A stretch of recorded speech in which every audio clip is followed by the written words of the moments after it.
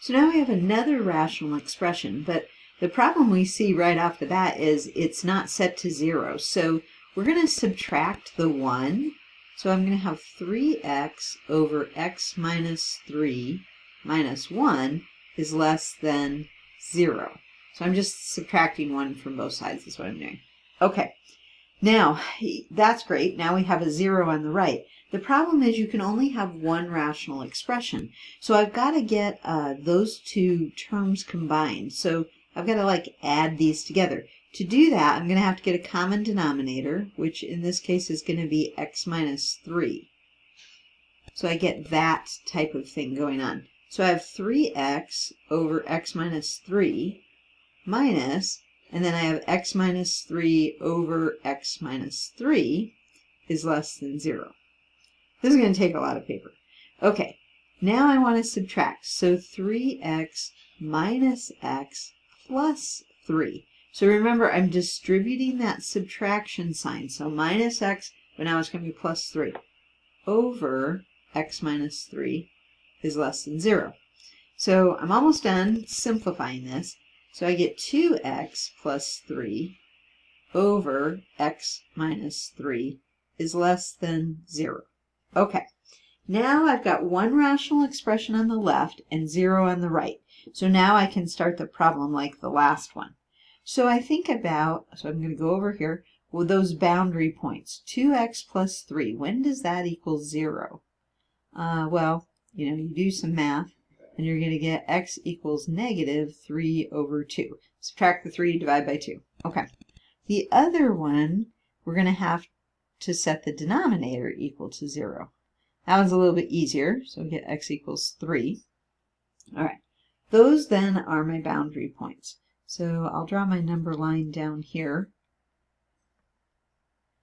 0 is just on the number line. 1, 2, 3, that's going to be a boundary point. And then negative 3 halves, that's negative 1.5. So negative 1, negative 2. It's going to be about here, negative 3 halves. Okay, the number line is really just to help us keep track of things.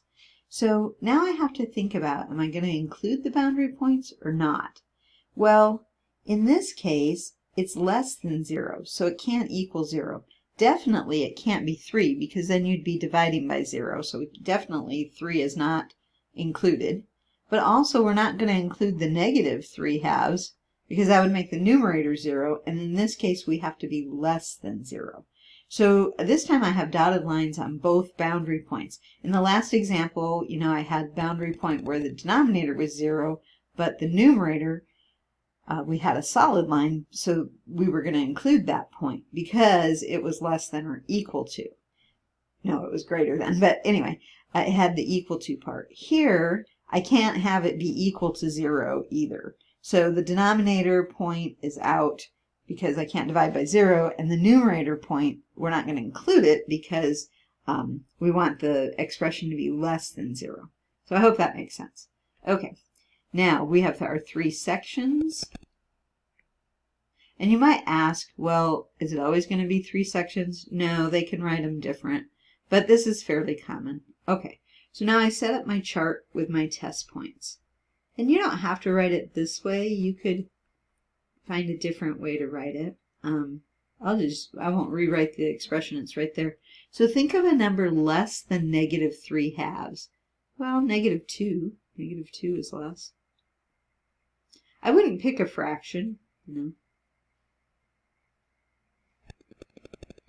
don't have to write all this work out.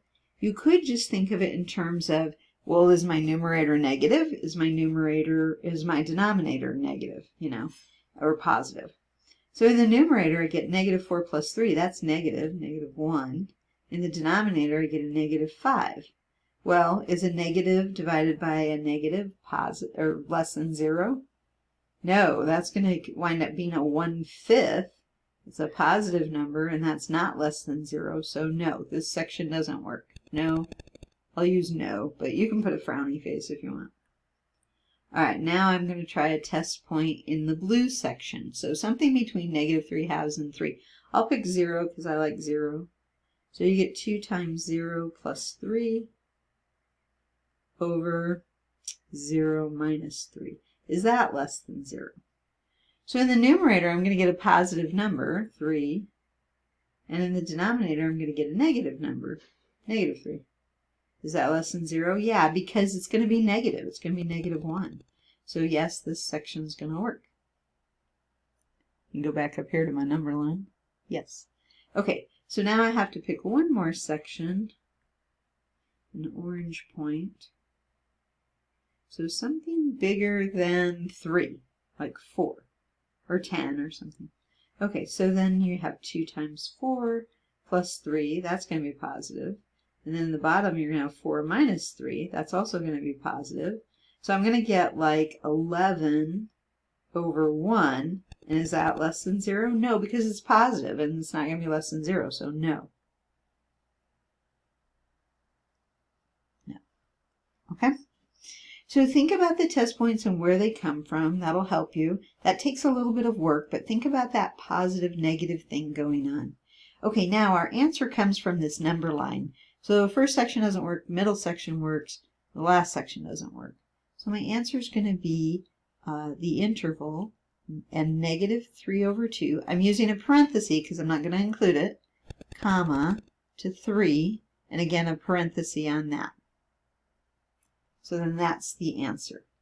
I was going to say something else, but I don't remember.